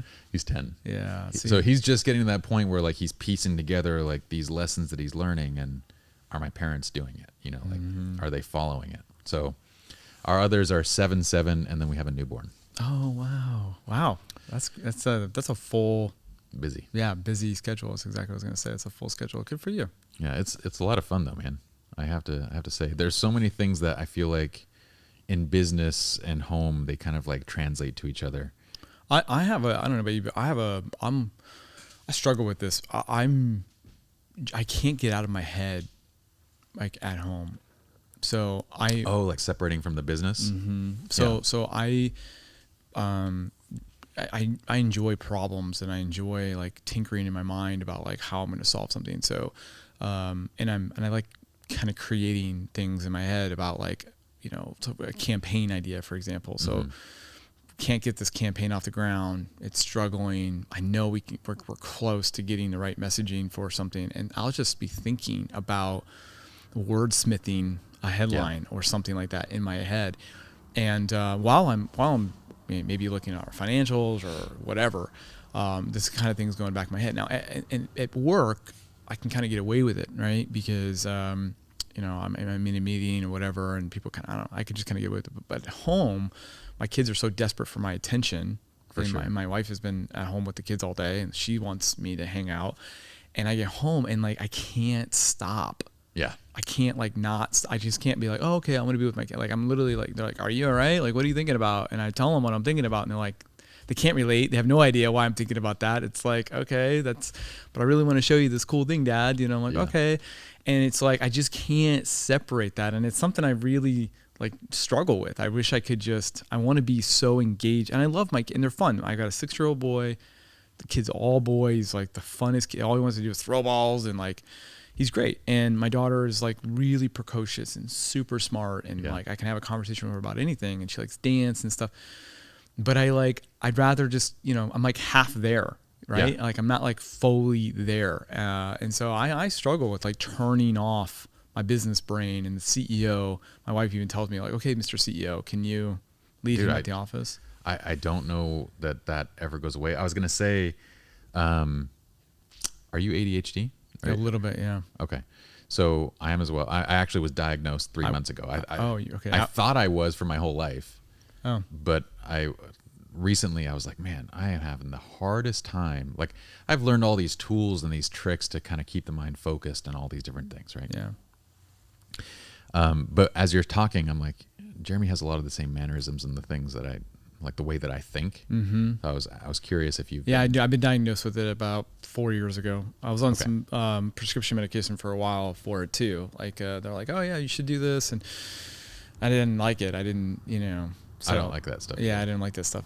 So anyway, it wasn't good for me. But yeah, I am for sure full blown. And I thought it too. Everyone's like, I told my wife, I think I'm ADHD. She like goes, you don't say. like what? Like I'm just now waking up to it. I'm like, how come no one ever told me I should go get this checked out or read a book about it or something like that? They're like, I don't know. I thought you knew. I'm like, nope. Well, the weird part about it, so we all learn that it's attention deficit disorder, right? And we even shorten it to ADD. Yeah. But we don't focus on the hyperactivity side. So it's AD, so attention deficit and hyperactivity disorder. So what I learned from this whole thing was that like part of the reason why I'm good at what I do, writing content, just thinking and I can sit there and write like this book that I wrote for the last 3 years and do all, the reason I can focus and do all the things is that hyperactivity side. So when you get a problem, you can just dial into it. That's right. And just lose yourself completely in that thing. But that hyperactivity side is the piece that makes it difficult to not fixate. So you'll fixate on emotions, you'll fixate on a lot of things, like to the point where like someone does something dumb and you can even acknowledge it as like, that's petty, that's stupid, I'm just gonna let it go. But your mind will actually like go back to it. 100%, man. Yeah, you're reading my mail. That's exactly what I do. It's like dumb. I know it's dumb, but I will just like, why? Yeah. Why did they do that? You'll do that like nonstop. So there's certain things, so that the attention deficit side sucks because the ADD side, it lends yourself to being distracted easily. And then once you find something to fixate on, you hyper focus on it. So like, that's kind of what it is like you kind of, you wander and then you fixate and you just go at that thing. Great tool for business, not so great when you actually want to relax and like, there's no stuff. But there's actually studies coming out that support this now. And what's going on in the brain is on days that you're, I'm going to completely dick this up, but this is the general principle. Sure. Your muscles create lactic acid, right? When you exercise or whatnot. Supposedly when you have ADHD, your brain is actually secreting lactic acid when you're not getting a sufficient amount of exercise and working out. And this basically ramps up your hyperactivity and it makes it even more difficult. So I found that working out, doing a very intense workout on a daily basis, it completely curbs it for me. So after my workout, I can actually focus on whatever. So I've kind of prioritized that on the days that I miss, because I'm not perfect by any means, but on the days that I miss, it's so noticeable that Yen, my partner, will say like, you missed your workout today. Wow. I'm like, yeah, I totally did. So this is fascinating. I never knew. This is seriously the first time I'm ever hearing any of this stuff. We are very similar because the days that I do work out, or if I'm on a really good momentum, you're 100%. I'm like so much more even. I'm so much more able to like I feel like a normal person going through their day versus the days that I don't, or weeks sometimes where I'll go without. I just start to come up with all these crazy ideas. I'm like I have all this energy that I want to like, but it's randomized. It's not so necessarily focused in a productive way. And so I ended up I kind of give this knowledge. I push this forward. If I work out though, that's interesting, man. That I definitely, I'll be much more intentional about that and my Jen would say the same thing. She'd be like, you should work out. She'd be like, I feel like you're a little bit more even, you're able to turn things off. You can come home and be present when you're working out. Do you have trouble sleeping too? I do. So like that, the working out thing kind of fixes it. And I try to go hard 90 minutes to 2 hours in the morning. Doing and what? Then, what's your stuff? I'll lift in our garage and then I'll go out for a bike ride. And it'll be like a 20 mile. I love jujitsu, but I couldn't go in 2020 because of COVID and whatnot. Right. So normally I'm doing this all in jujitsu and that's which is thing. like the best. I mean, I used to do that for a little bit. Oh my gosh, bro. It's like you're just drenched in sweat. I mean, it's like so hard. Yeah, you leave there, it feels incredible. The other piece that I do that helps tremendously is, so on vacations, and I know everyone else that hears this is going to be like, you're a lunatic, why would you do this? But even on vacations, I'll wake up at between 4:30 and 5 a.m. I'll do my workout. Wow. And then I will get in my productivity even on a vacation. Wow. So on a vacation, I will start at 7 a.m. and I'll pick the thing that I really like. I love writing. Writing books is what I love doing. So I'll dedicate my vacations to book writing time. And so the first 3 hours in the morning, right after the workout, is then writing. Then the kids start waking up like between 9 and 10. And now like I've alleviated my mind by not only doing the workout, but then also getting my productive time in and getting something completed. Then at that point, I can actually disconnect and just say, phone's down, everything's down.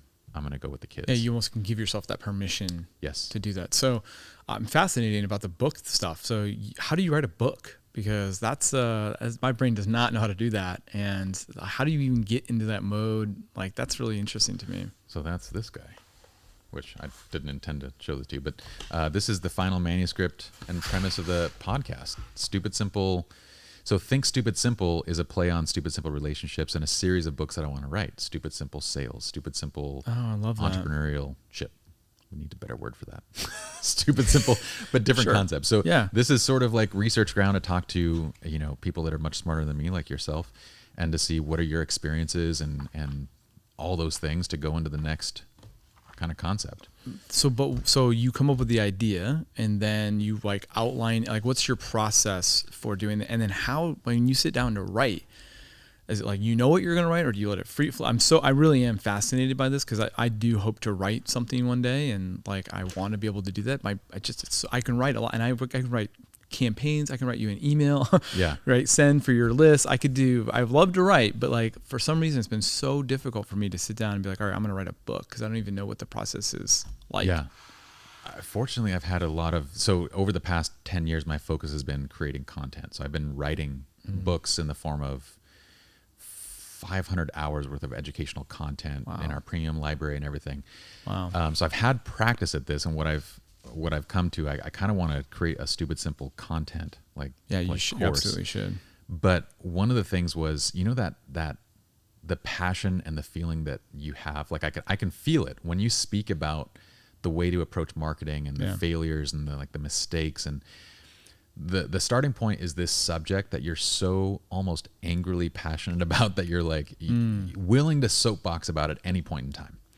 So for me, that was actually going through. I was in a really bad marriage. It lasted 15 years because neither of us kind of had the courage to deal with the social repercussions of stepping away from it. Wow. So for 15 years, I was going to counseling and reading every possible book, and I got to this place where I was like it was just a what the fuck moment. Like, I started asking every single person that I met, like these counselors, these so-called professionals, like, can you just tell me what a healthy relationship looks like? Like, don't tell me anything of this counseling stuff. Like, any relationship, what does a healthy relationship look like? And I would just hear garbage, like from professionals. Like, it's all about communication. And I'm like, that's horseshit. Like, come on. Let's just be real for 1 second. Like, if I can, just because Jeremy and I communicate well, let's say that we're creating a friendship and we communicate incredibly well, but we had nothing in common. We don't, necessarily share the same values. None of those things, but we have an easy time communicating ideas. You're saying that we're going to be best friends for life? And they're like, no, Great question. Not really. And I would relay this because they would always relate it back to romantic relationships, like as if that's the only relationship worth studying. Everybody talks about marriage. And I'm like, no.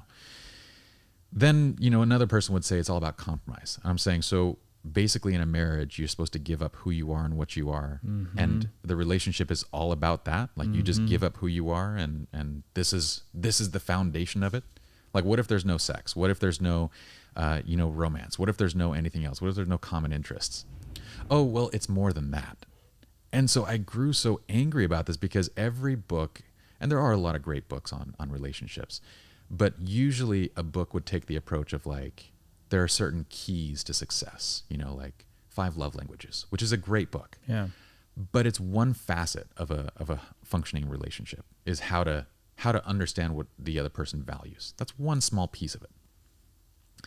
When you go to counseling, you spend hundreds of dollars to that part. It blows my mind, because did you know that counseling is 20% effective?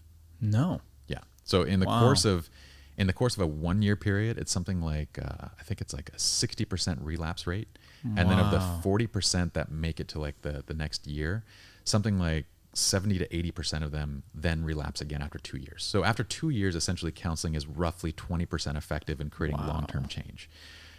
Yet we're spending thousands of dollars on counseling. And I'm sitting there going like, now what other business would you spend thousands of dollars on with a 20% chance of it working? Effectively, yeah. Like Right. it blows. So that was like interesting. the starting passion behind this was like, this is completely effed up.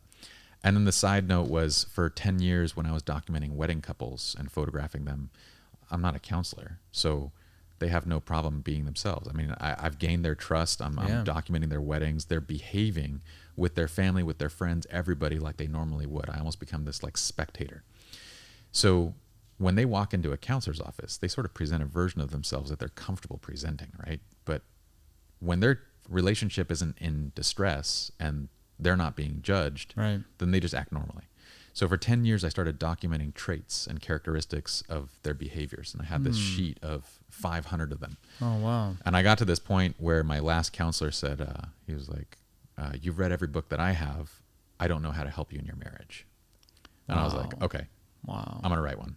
I go, I have all the data. This is stupid. I'm just going to write one. So that was the impetus for it. I actually really want to read this. I've been married for 13 years and my relationship's been hell. So it's been, has its ups and downs. We're super transparent, my wife and I, about it too. It's not something we hide like, oh yeah, my relationship's great. It's been something that's been a struggle. We've been in, I think 3 different therapists and have gone through a lot of the same thing.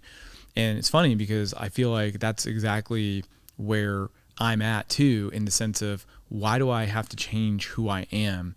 Why do I have to become something for someone else? Like, why does love have to, I don't believe that love necessarily has to work like that between two people. I think that love, when you really truly love someone, you want them to be more of themselves, of like of more of their version of whatever that looks like. And you're there to witness what they're doing, to be a part of what they're doing, to celebrate what they're doing. And that person is with you. Not unhealthy people will pull from somebody. They'll take from somebody to fill something that they themselves don't know how to fill with inside themselves, right? They have like a gap, and I'm speaking for myself. This is literally what I've had to learn about what I was doing in my relationship, what Jen was doing in our relationship. And dude, it's so freaking tough. And I've read a lot of books too. I'm really excited to let me know whenever this is ready, because this is so especially where I'm at with my life right now. This is really good. The invite email that I sent you when you corresponded, there's actually a link to download. Okay. So you actually have the. Oh, nice. I'll make sure you have the link. Okay, it kind of sucks right now because you have to read it on computer, but it'll be in print and then an audiobook shortly. But my argument, my premise here is that any long-term relationship, friendship, marriage, business partnership, they're identical. The premise is that we've kind of got it wrong in studying each of these things independently. Oh, I love that. But that marriage, you add the added complexity of intimacy, right? Anything romantic, you add intimacy to it. But otherwise, they're identical across the board. Meaning like, it's like if you look at your closest friendships, if you think of any of your, like, just think of one person in your mind. Who are you thinking of? My buddy Gary. Okay.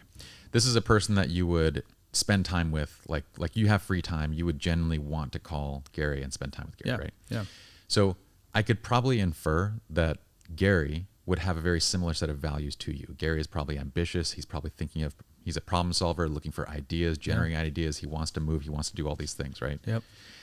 So we're sold this like really bullshit narrative of things like opposites attract and all this kind of stuff. And really what we're trying to explain is the fact that you can get into a relationship and discover you're totally different people and wonder how you got there. Mm-hmm. In reality, long-term relationships are generally people that start with similar core values.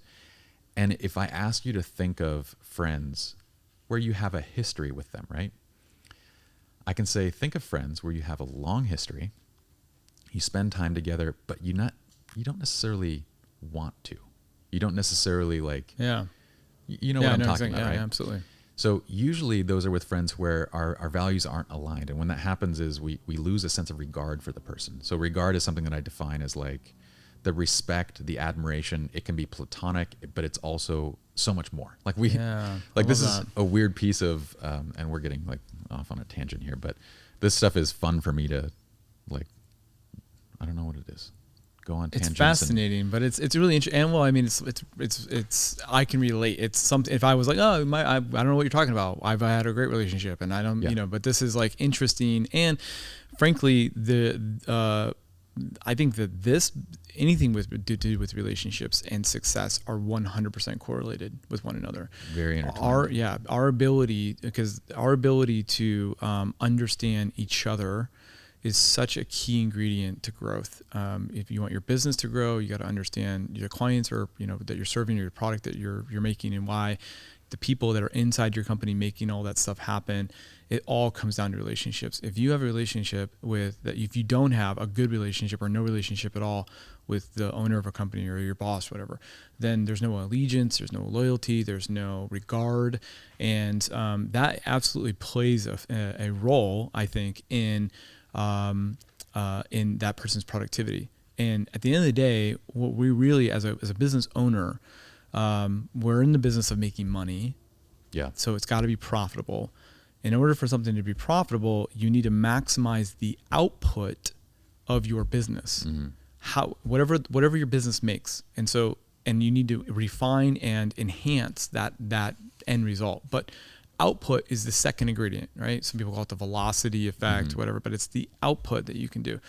And so that all these business books, I've read a ton of these business books. I'm reading one right now called No Rules Rules. It's by mm-hmm. the guys that founded Netflix, and how they're able to create this culture. And you would think that this book by Netflix, this huge $1 billion global behemoth of an organization, would be talking so much about the product, or so much about their technology. And the entire book is about people. Yeah. And how to behave with individuals in a form of a relationship.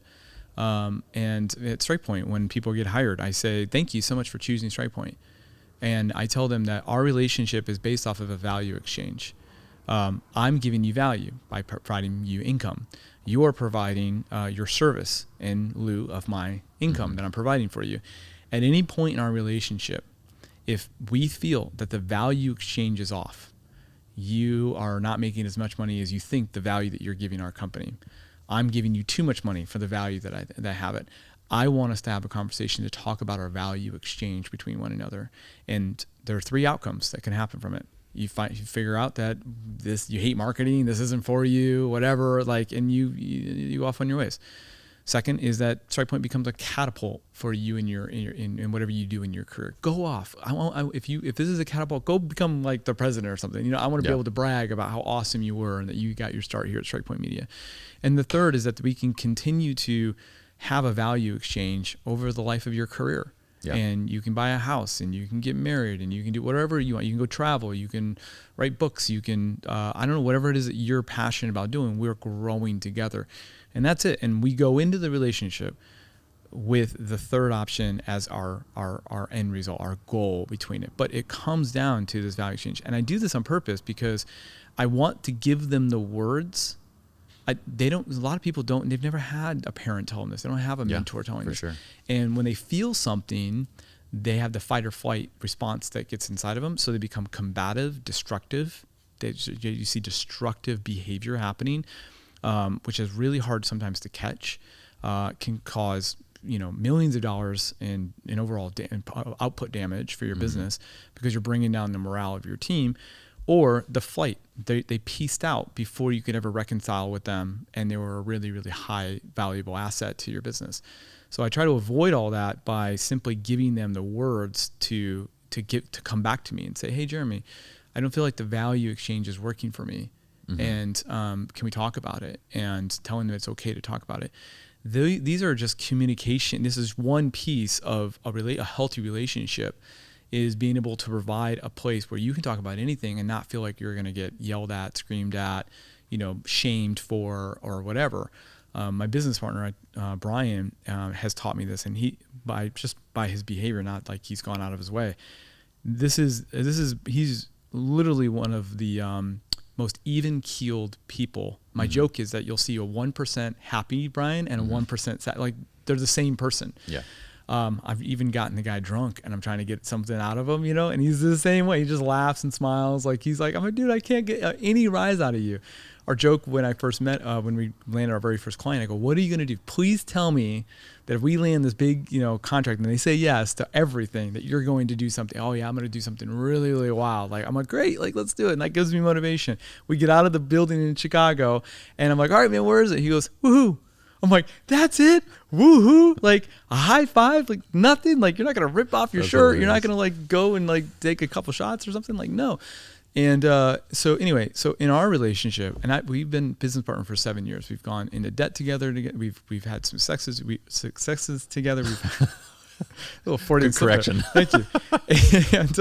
And we've that was one of the best Freudian slips. We've had some sex together. That did come out. Please don't edit that out. That was funny. That's golden. So we've had, we've done a lot of really cool things together, and we've been in the trenches with one another. And I've gotten asked to go become the CMO of companies. I've been asked to do side projects. I've wanted to quit. Yeah. I've wanted to leave. I've wanted to do something else. All sorts of things have come up, and every single time I've ever brought anything up to Brian, there has been never, ever a emotional like displaced anger put on me or shame put on me and whatever. And he has created a space where I could tell him, Brian, I think you are the dumbest guy in the world, or I think that you are the worst president that any company could ever have. And he'd be like, okay, well, why do you feel that way, Jeremy? Let's talk about that. And he gives it space. Now, could he feel hurt by that? Has he shown me emotion? 100%. But he'll say things like, okay, let's talk about that. And then we'll talk about it. And he goes, that was really painful for me to hear. And he'll tell me how he felt about it. And we'll work on it. And that, my friend, is like, I think something I strive for all the time. I'm like, how can I create a space with anybody in my life, any way possible, where nothing is off limits to have a discussion about, no doubt that they're having, no idea that they have, no emotion that they're feeling, no whatever is anything. It's not bad or good. It is just what they're in right now. And I can create that space to have that. And what the byproduct is of Brian and I's relationship is the success that's Strikepoint. It is the culture that we've been able to develop inside of the company, and his effect on me in that relationship it bleeds into so many other areas, and that's what. So anyway, I think that this is a really important conversation to talk about relationships. And when I talk about marketing, I oftentimes when I even look for a marketer, sometimes I'm like, would this person be good at like attracting other people to them? Yeah. Can they pick up people at a bar, so to speak, Because like if they can, then they're good at positioning themselves, right? And like that game of attraction, you can take that same idea and you can apply it to products and customers. For sure. Well, yes, what you just said was the amount of lessons that you just kind of imparted is something that takes decades to kind of learn. On top of that, everything you said from the way that you are able to speak with, your team members and create that kind of environment, that should apply to, like you said, every relationship, right? And the only difference that I found from all these case studies, the only difference that I found from relationships is just intensity. You have casual, you have best friend, you have business partner / marriage. Like the only difference between them is intensity. And the level of conflict between them, first we look at conflict as like this negative thing, but like you said, we've been through everything together. You actually strengthen a relationship through conflict. It could be internal, it could be external, but it's the resolving of that conflict that strengthens something. But we're taught to avoid it. So there's all these weird things that we kind of are taught, just odd ways, polar opposite of how relationships actually function. And we're not only taught those principles, but we're told those things as if it's common knowledge, like it's not good to fight. It's not good to, do these kind of things. And what you said as well, like so much of your success has to do with relationships. I would argue that in life, 90% of your happiness and success is relationships. Yeah. And yet, when did we ever have a class on this in high school? Yeah, never. So this is That's supposed to be point. the manual that was That's missing a great from point. our I love children. that. Yeah, my dad was one that would tell me all the time. He's like, if you show me your friends, I'll show you your future. Yeah. And that be careful, because like if your friends are positive and, you know, encouraging and, you know, will give you the, you know, hey, you got something in your teeth type of people, that's great. But if you've got friends who are even in the book, actually, the No Rules Rules, the president and founder of Netflix talks about this a little bit. He said that when he was in middle school, the boys would fight. Mm-hmm. And it was just one guy, one boy in their friendship group that like had the idea, hey, we should fight each other. And like, so before school they would like meet up, and there's like a weird little thing in his book he's talking about. And it, like, just because of that one relationship, that one dynamic of that one person created, and then they ended up moving, and he was so relieved that they were moving because he hated it. And he didn't know how to stop it. None of the other boys knew how to stop it, because it's that powerful, that dynamic can change. Yeah. And it's true. I mean, I'm this way with anytime that Jen and I are not doing well, or we had a bad day or a week or whatever like that. I am a third of the CEO that I am if everything's good, right? Yeah. And I think everybody is, if they're really honest with themselves. Some people can really compartmentalize and it just doesn't exist, right? I'm not that guy. I can't be. That's your hyperfixation side. That's right. I like constantly am perseverating in the back of my mind about what's wrong and how could I fix it. And so yeah, you have to be able to, you got to be careful of it. You need to be intentional about it. You need to work on it. Ultimately, it comes down to your relationship with yourself. For sure. Right. And it's like, are you okay with yourself? The first relationship that has to be addressed is that's right. 100%. So I have tons of other questions for you, so I don't want to get. Are you okay on time though? Like, what time is it? It's 11:50. Okay. Yeah, I've got about 10-15 more minutes. Okay. Then I want to place this on the side for now. Okay. On the side. I saw something about reality TV. Yeah. What was this? Tell me about life before Strike Point. So life before Strike Point. Well, that's a funny story. I was on MTV's Road Rules South Pacific in 2003. Yeah, and then I did the Real World Road Rules Challenge, the Inferno 1, and then I did the Real World Road Rules Challenge, the Gauntlet 2. So I was on MTV from 2003 to 2005. That's insane. 3 different shows for MTV. Yeah. So that would be why your face is familiar, because I loved Road Rules. Oh, I nice. watched it for a very long time. That's wild. I remember being in St. George when I was like 16 watching Road Rules. That was when they, before they were censoring, actually.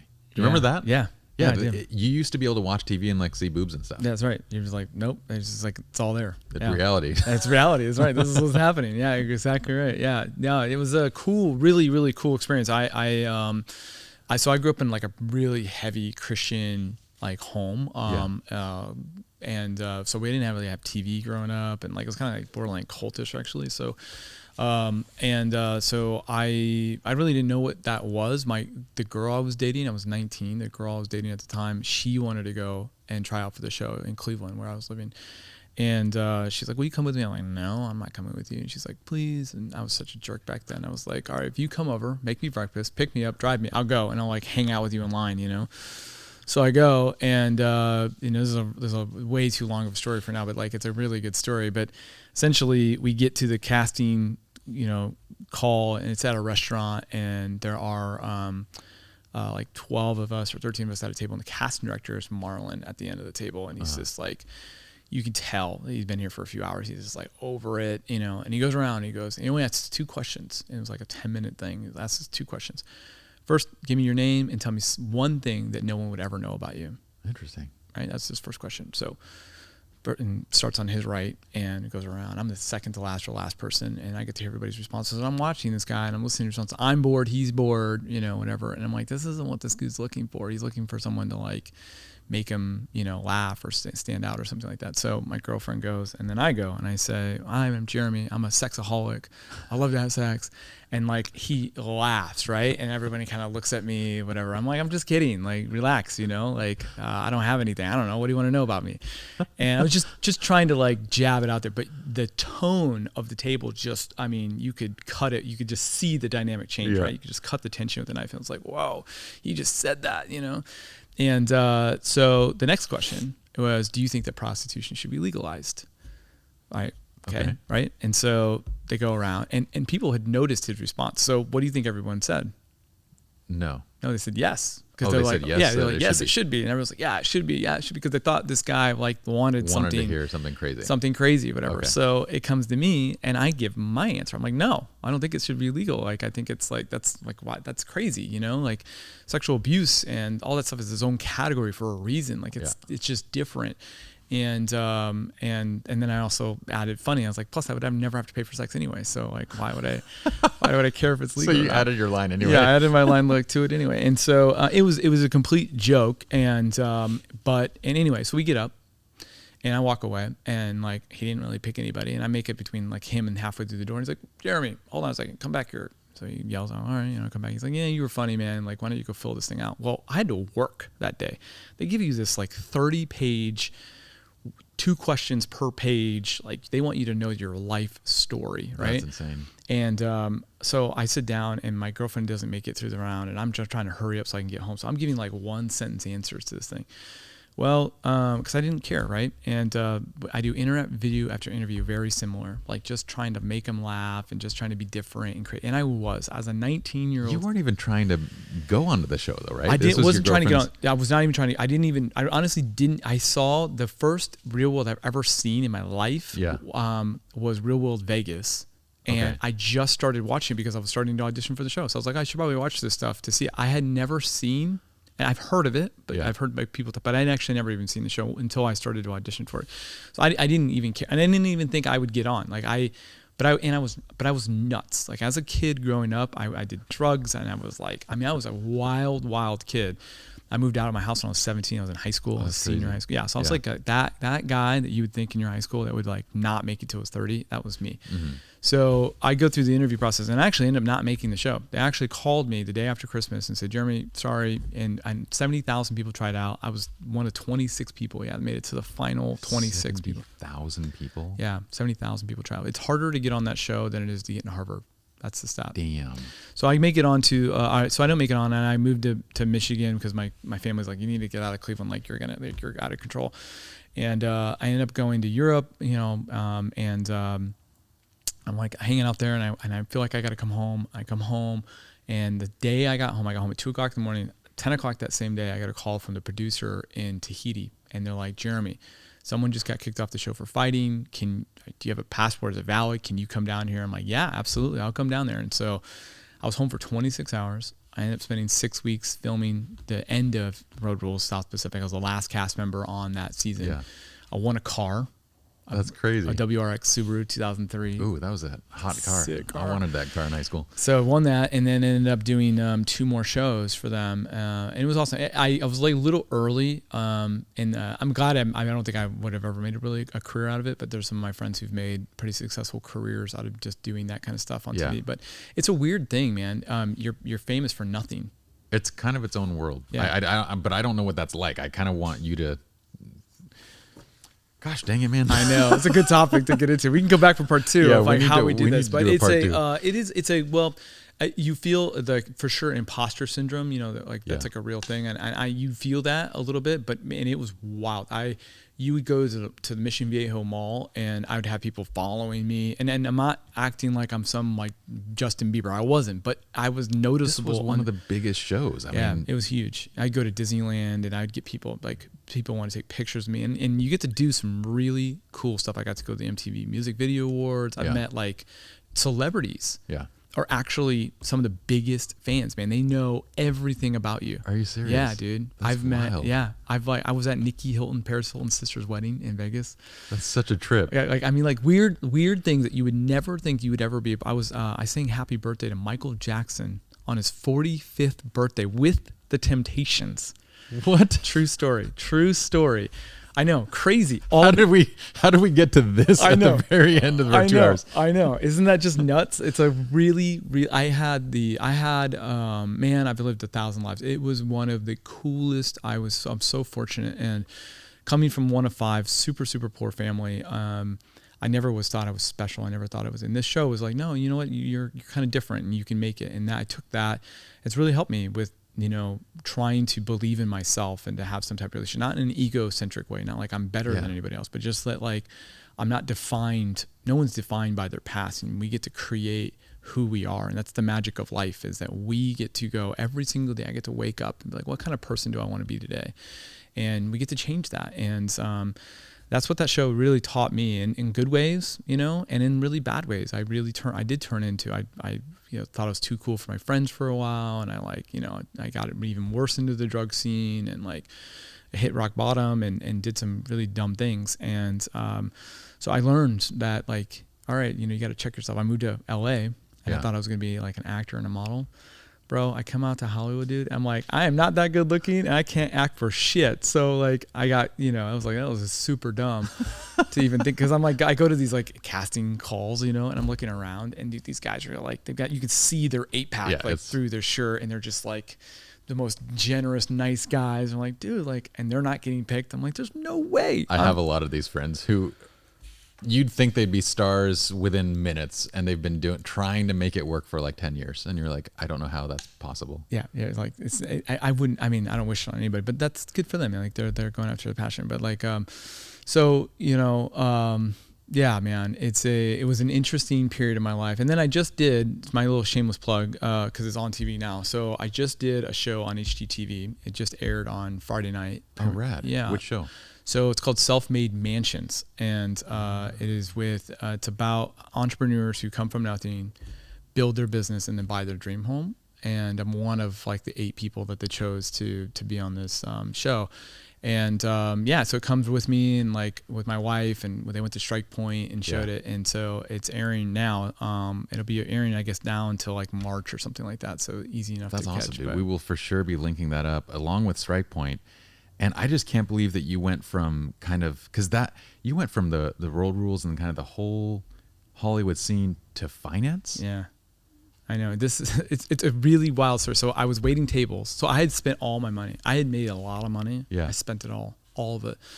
And I was in between my second and my last show I was doing, and I was broke, and I was waiting tables, road rules. I'm on TV, commercials, and I'm like, hey, what do you want to eat? You want some burritos? You want like some fajitas? Yeah.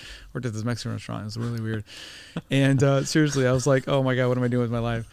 And I had this couple and their daughter I was waiting on. My friends were right next to them, and there was this table, and I had this conversation with my friends. I was like, hey, talking like, I wish it was up to me. Why can't I have a job where it's up to me how much money I make? Why does somebody have to tell you you're worth this and you're worth that? Like, why can't I just make my own?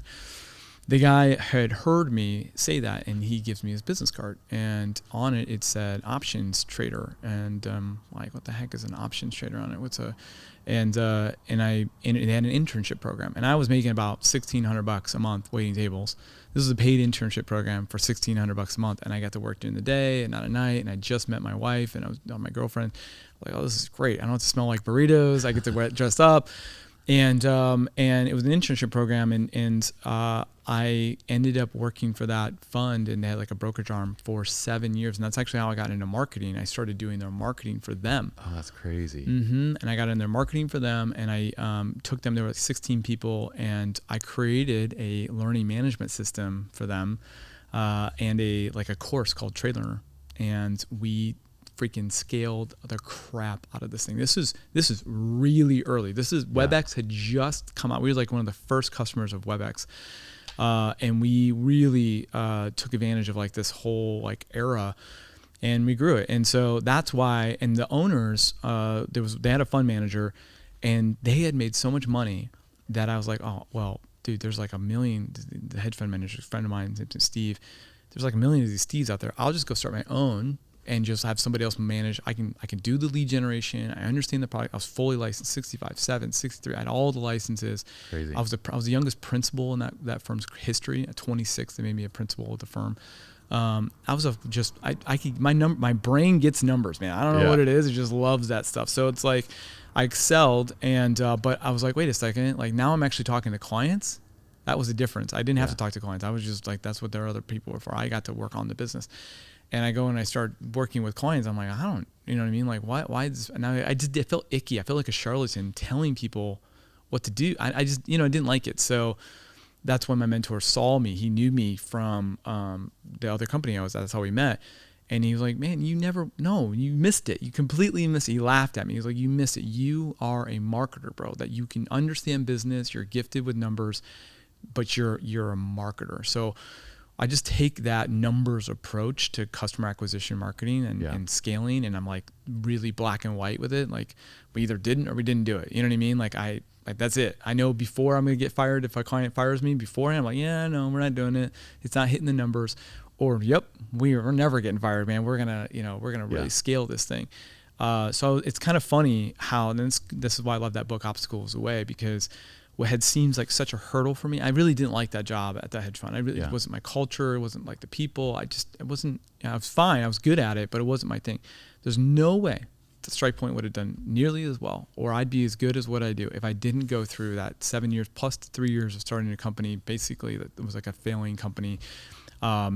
And I wouldn't have learned all those lessons, and there's no way I'd be at where I'm at today if it wasn't for that journey. And because of my road rules, real world shows, I got out to California, I met that guy, like everything kind of felt connected. The dots connected. Yeah. So that's why it's like, all right, today when I look at the future, I'm like, I don't know what it's going to hold, but I know that there's going to be like, I'll make it work and I'll be optimistic about it. And it's also fascinating how someone on the outside can oftentimes say something that's so on point. They can recognize something in you that you yourself can't really see at the time. And frankly, something that those words of like, no, dude, this isn't for you. You're a marketer, put you on a path where you now have a company generating $25 million of revenue a year. Yeah. I mean, that is such a simple phrase. And yet like it completely transforms kind of like your journey at that point of like, oh yeah, this is kind of what I'm meant to be doing. Well, dude, I got to say, I now regret the 20 or so minutes that we spent talking about that because now there's so many other questions and things that I got to know. So maybe we can end with just, I want to make sure we respect your time. We'll end with, we'll have to have you back. I would love to be back. This was really fun. All right, dude. Thank you for coming in. Yeah. Thank you, man.